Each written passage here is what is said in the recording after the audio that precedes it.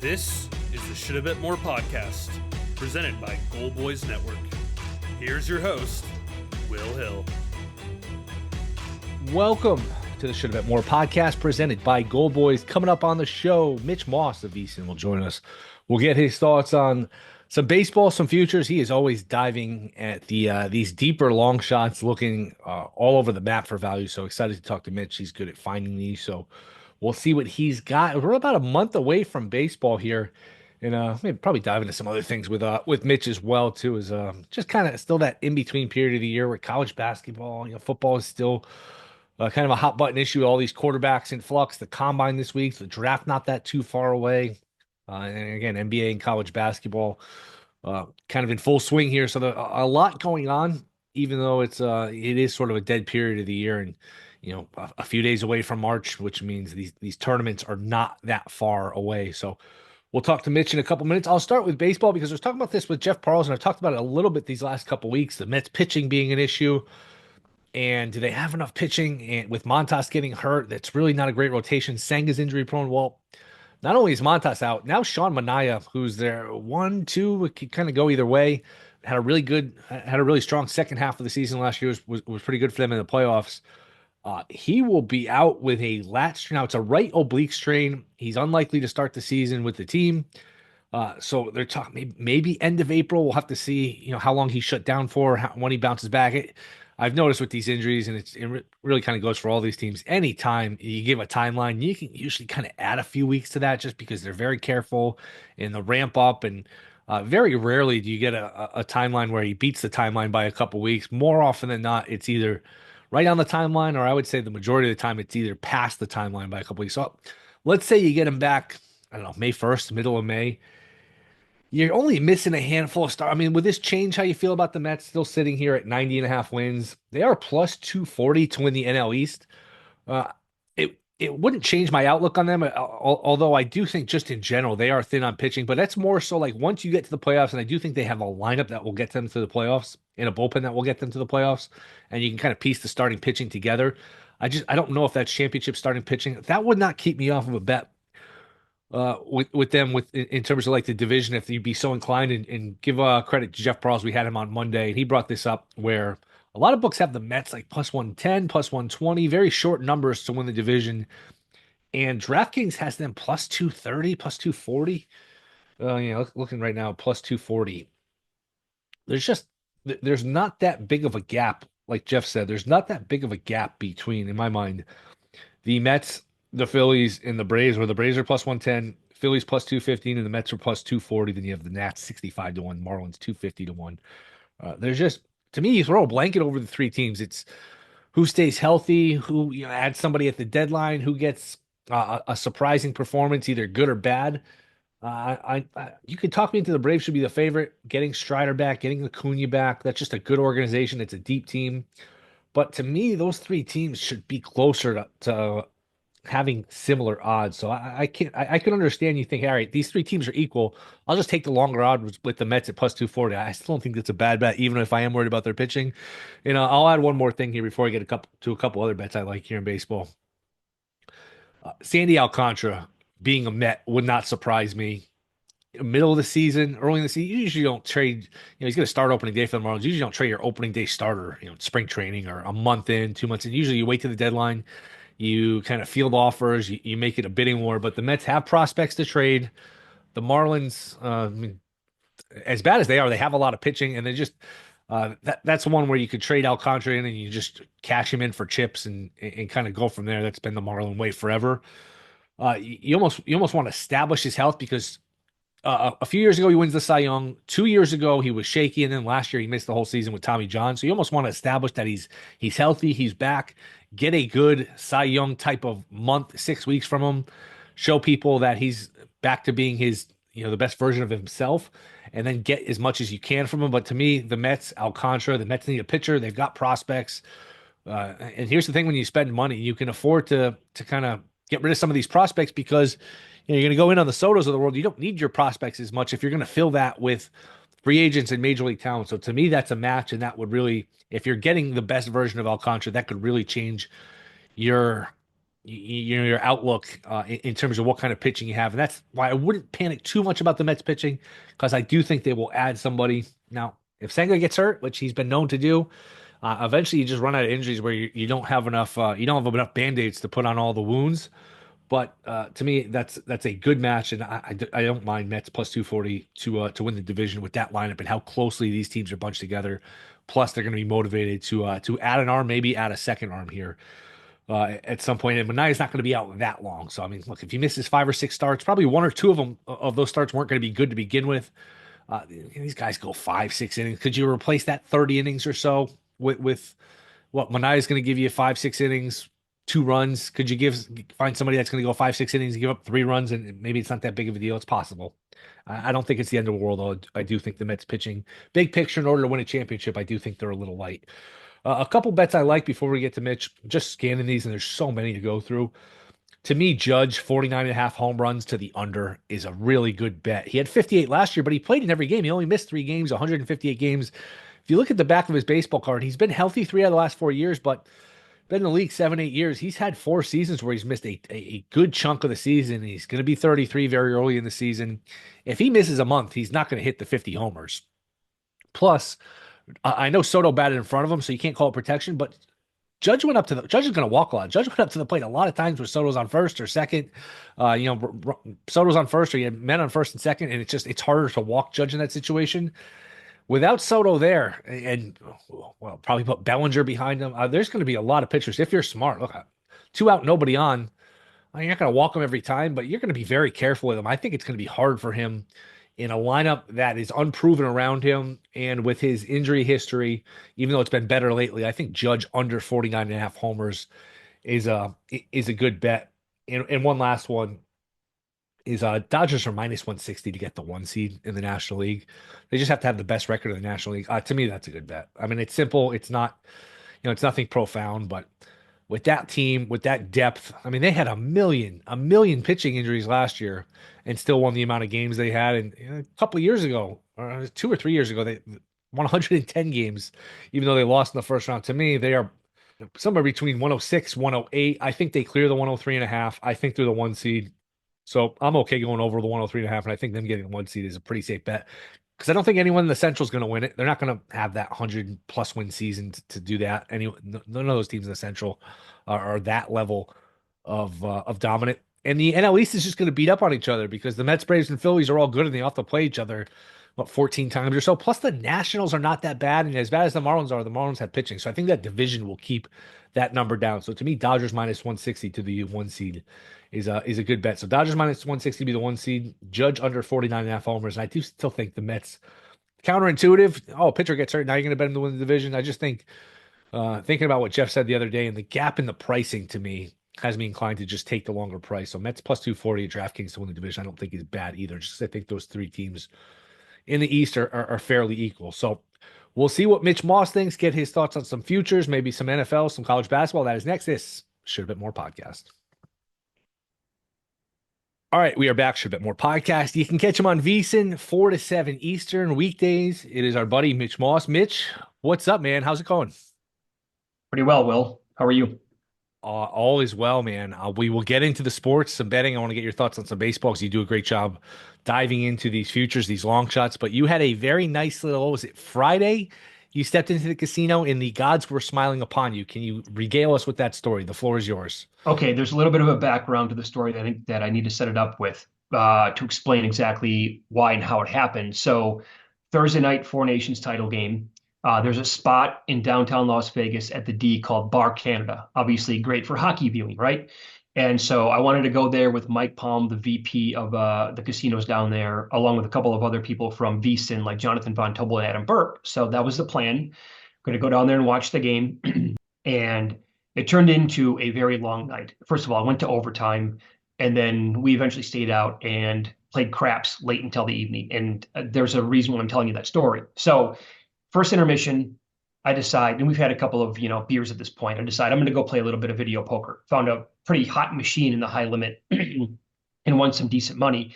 I cashed out the ticket, but I never redeemed the ticket at the D. So then I still had it in my wallet like the next day. Turns out I'm out for way too long. My wife and we have a 10-month-old. I told my wife I was going to be home much earlier than what I was. And his name is Sebastian. He was very difficult that night. And so you can imagine how that was going. And I don't blame my wife for being like, yo, you said you're going to be home earlier.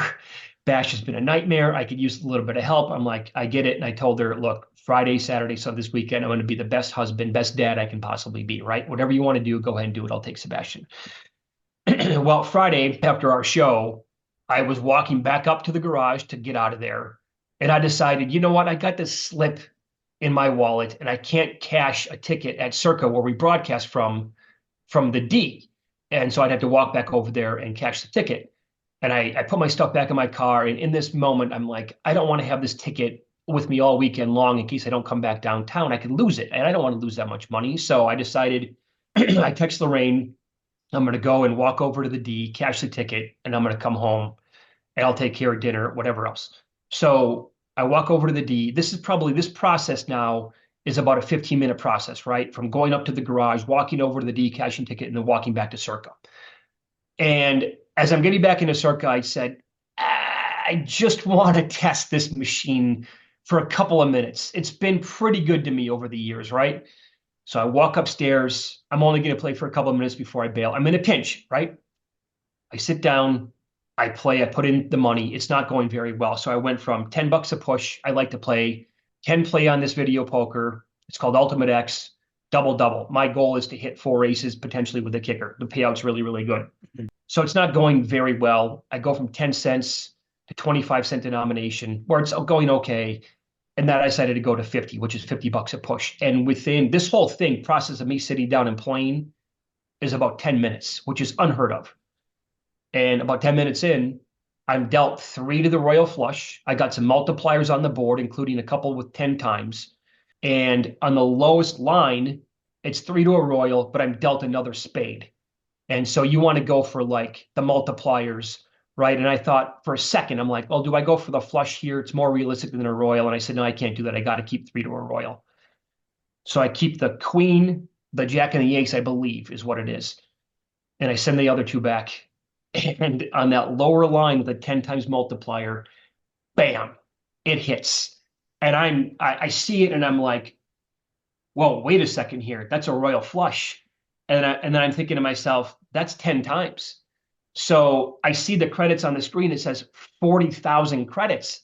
And I totally forgot because this is all happening so fast. And again, I'm like, am I going to justify being out this long? I should probably get going. Then I hit this jackpot. And I kind of had forgotten that I moved to 50 cents.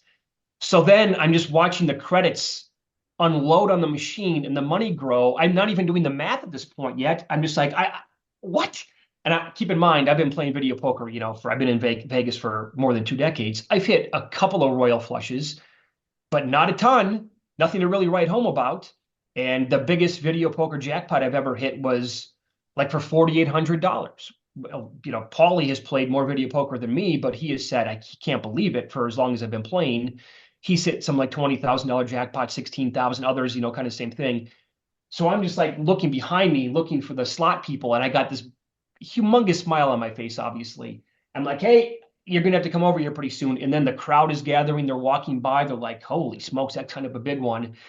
And then I said this on our show yesterday. It was like a boxer who was staggered like right away in the first round or two. You're just trying to survive, right? And get to the end of the round. And I'm just like, I still can't believe it. I hit a royals 10 times. And then as it's continuing to grow, I look at it again. I'm getting closer to the screen. I'm like, wait a second, that's going to be 20,000. That's going to be $20,000. So you can hit a button and it automatically just says, there you go. That's how much you won. I wasn't going to do that. I wanted to enjoy the moment. I wanted the credits to go all the way through in real time. The process took, I think, more than 10 minutes because I took a couple of pictures on my phone when I first hit it. And then after it was done. And so, and by the way, that was it, $20,000, by far the biggest video poker score I've ever had in my entire life. And I think I made the best decision I will ever make in my entire life, Will. They came over and asked me if I would like, if I'm going to play a little bit longer, if I wanted a security escort. And I just said, I'm going to play out what I have left on the machine after they gave me the 20,000 and change there. I had like $374 left. I've heard about a machine getting really, really hot and you can pop it for a couple of jackpots like within 5 hands. So I wanted to keep playing like that $374 to see what would happen. It didn't go well. I lost it within a minute, 2 minutes, whatever. $50 a push can go really, really fast. And so then I just said, I would love a security escort. And I took all that money from the jackpot. I had a couple of security members walk me into the garage. A lot of cash for me to be. I don't like carrying a lot of cash at all. And so I tipped them. I tipped the floor person who gave me all the cash, and I got on my way. I bailed, and I put like 80% of it in the bank the next day. Wow. What a story. That's there's no better feeling as a better than having a big win in that split second of calculating what you won and realizing, oh my goodness, I'm doing the math in my head and it's just kind of clicking. That second before it all clicks is just the best. It was wild, and I couldn't, I didn't sleep well this weekend because I just kept reliving that moment over and over and over again. And when a lot of people, like I put it up on X a little bit later on in the night, and people were like, "Oh my God, don't tell your wife." And I was like, "Well, it's a little bit too late for that because I had to call her and say, again, keeping in mind, like I was out really late the night before, and our baby boy was like very difficult to deal with. And so this whole process of like hitting a jackpot, filling out the paperwork, getting paid takes a long time. So I had to call her and say, I'm going to be a little bit later than I thought. Why? It's because I hit the biggest jackpot of my entire life. Was she as excited as you were? Or was she like, get No, the hell home? no, she was excited for me, but Yeah. just after playing this game for as long as I have and being so close with like, you get four dealt to a royal on a 10 play, you get three aces dealt, you get, some other stuff that potentially with the kicker would be a huge payday with the multipliers, and nothing like this ever cashing. It was just I'm smiling about it to this day, and can't stop thinking about it. I think a lot of people will hear this and a lot of people, put themselves in your shoes and think, man, I would have a hard time. My first goal would be not giving it back. Where if I win something like that, I'm going to go back the next day, try to duplicate that feeling, that rush. Has that crossed your mind? How do you balance of like, all right, I want to keep playing. I'm going to, this is part of my repertoire, but I don't want to give too much of this back right away. Sure. So I thought about that. I thought about hanging him up, calling it quits. Like, again, like how many times have we all said, like, when you're dealt something like that, just one time, that's it. I'm just one time, give it to me. I'm not going to ask for it again. Well, that was my one time. I feel like I'm never, ever going to get, be paying 50 cents on the denomination, have three dealt to the royal on a 10 times multiplier, and then it pops. It's probably never going to happen again. But the other part of me, small part, said, again, hearing about like these extreme runs that people can go on once they get hot. So I'm like, okay, I want to test it out here. Yeah. So on Sunday, I went to a local casino, and there's a machine that I played quite a few times over the years, and it used to be a pretty good, machine to me as well. I've hit several jackpots on it. Nothing, again, even close to this, but it's been a dry spell for a while. I was out, I had to make a run, an errand to my buddy's house. And Lorraine knew that I was going to be stopping at Red Rock for a little bit. And I texted her, okay, I just got to the casino. I'm going to come home after a few minutes unless I hit another jackpot. That was my text. Within 13 minutes of me texting her that from the parking garage, sitting down and playing at this machine, I hit another jackpot on Sunday. And so I was probably only playing for like 7-8 minutes tops, right? And that was four aces with the kicker 12 times. So that's 2,400 credits. And I was only playing 10 cents there. So I was only 2,400, but I'm not complaining, obviously. I'll take it. Gave a little bit of that back. And then before the show Monday at Circa, there's another, I love playing the bonus streak. It's too difficult to explain right now. If you want to look up Ultimate X bonus streak, it can get wild when you're playing this game. You can obviously lose a bunch of money playing it, which I have, needs to be pointed out. But once the machine gets hot and you get all these big multipliers on the screen, it can be a lot of fun. I would say be responsible with it if you can. Always encouraged. So I wanted to play a machine before our show started yesterday. Played for 3 minutes, and I hit four aces 12 times. Another jackpot. That's 3 and 4 days. I played for a combined 20, not even 25 minutes in that time of hitting those jackpots. So I'll probably play a little bit more this week. People have said that you need to play until you see like an ice spell, a cold spell coming again. So I guess I'll just I think I'll know when to abort and say, okay, that's enough, and I'm done. That's incredible. That's absolutely incredible. What a We'll see. story. It's going to be a test of willpower coming up.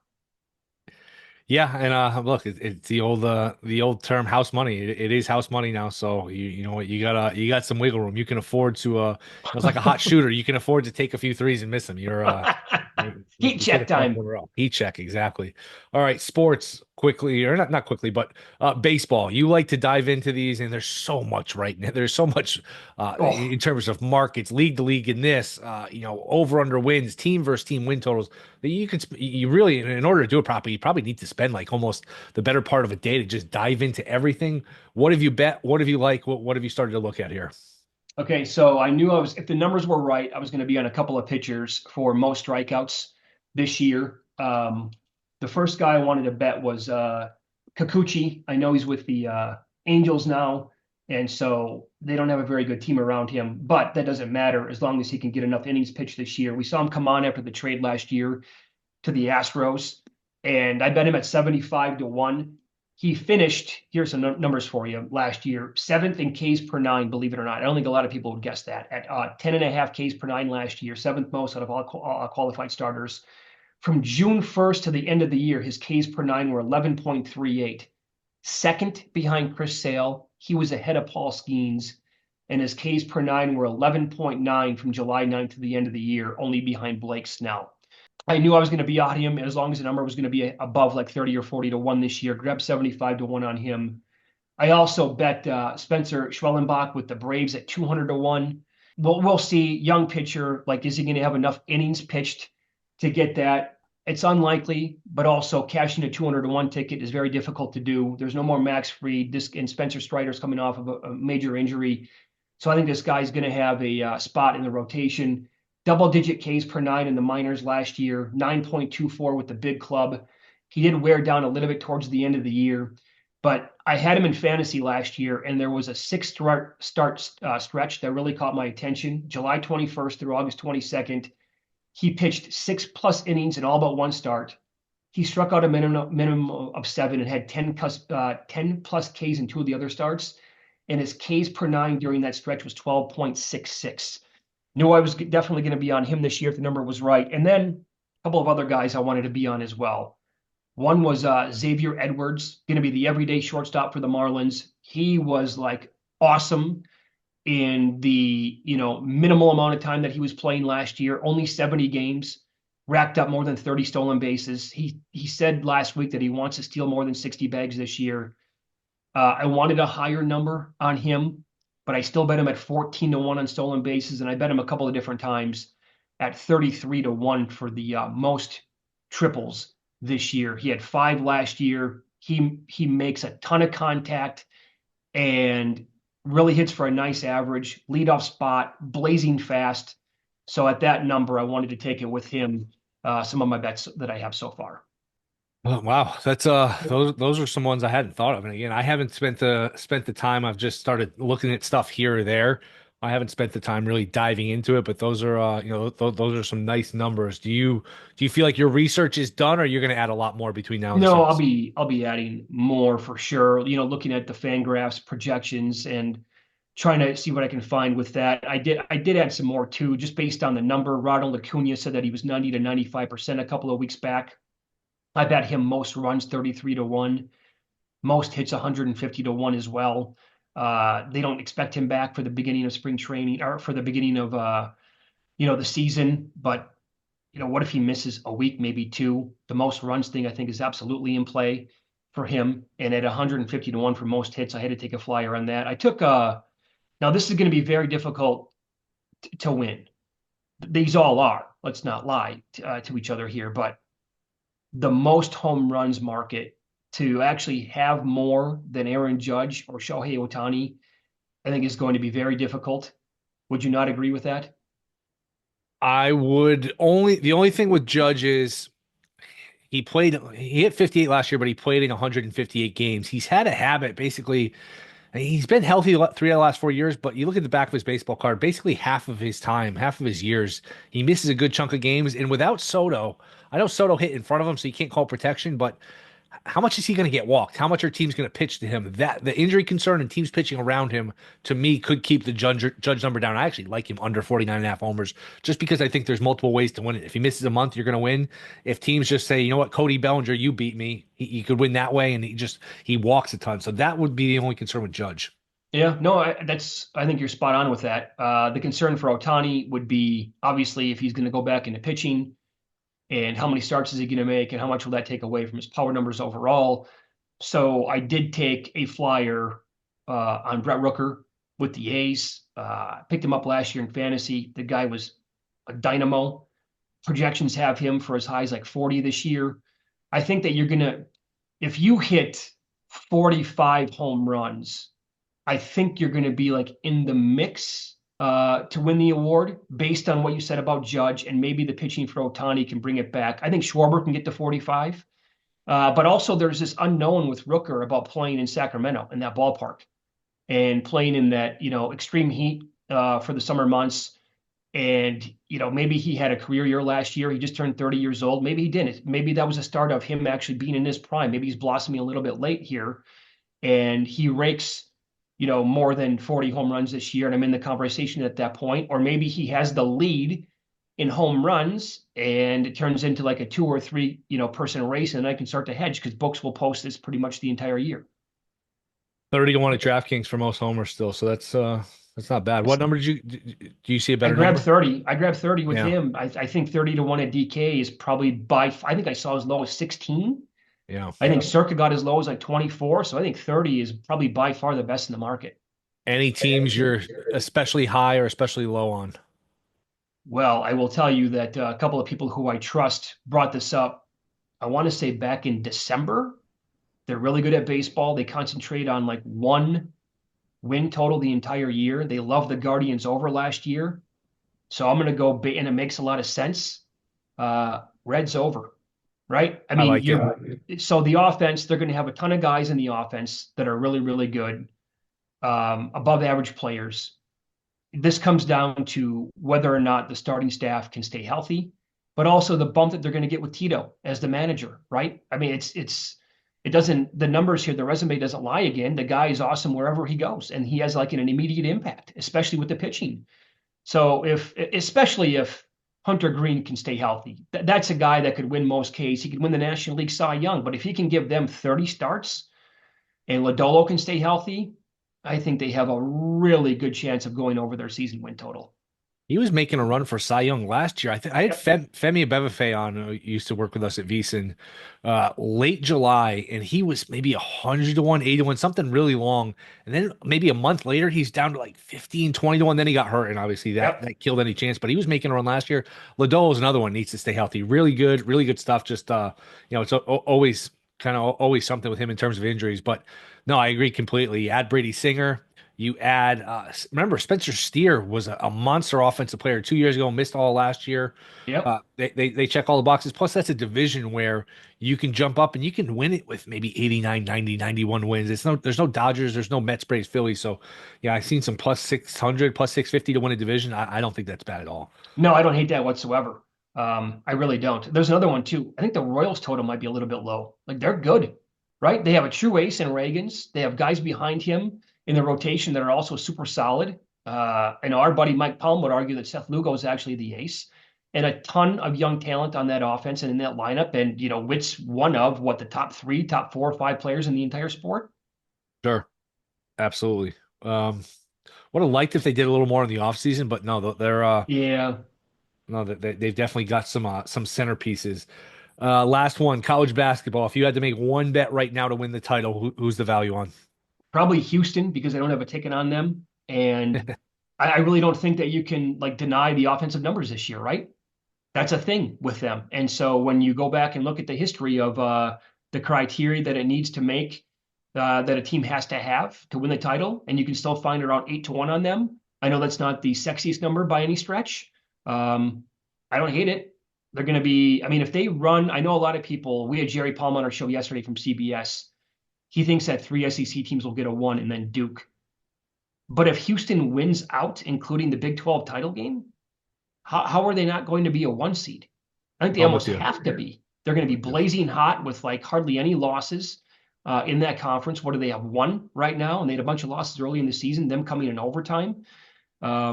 So they're right there with all their numbers compared to like Duke and Auburn and Florida and Alabama. Although I do think that Florida, their number is no longer, I think, bettable. But man, Florida has impressed me so much this year. Yeah, that was a team that I thought was a sleeper last year. Then the center got hurt and they didn't go as far as you'd hope. But that was a team I remember last year that had some sleeper potential. But Mitch, appreciate the time, man. Congrats on your recent hits. Hopefully your luck will rub off on me, maybe some of our listeners. Hopefully it's contagious. That's why really why we had you on. Hopefully some of this luck spreads. But appreciate it, man. Weekdays 4 to 7 Eastern, VSiN. Where else can we find you? You can follow me, I guess, on X is the best spot. That's where I'm most active on social media, at Mitch Moss Radio. And yeah, I hope it does rub off on you and everybody listening to your podcast and our show as well. All right, Mitch. Appreciate the time, man. We'll do it again soon. Thanks. Thanks, Will. All right. Thank you to Mitch Moss. Rate, review, subscribe. Be back Friday. See you then.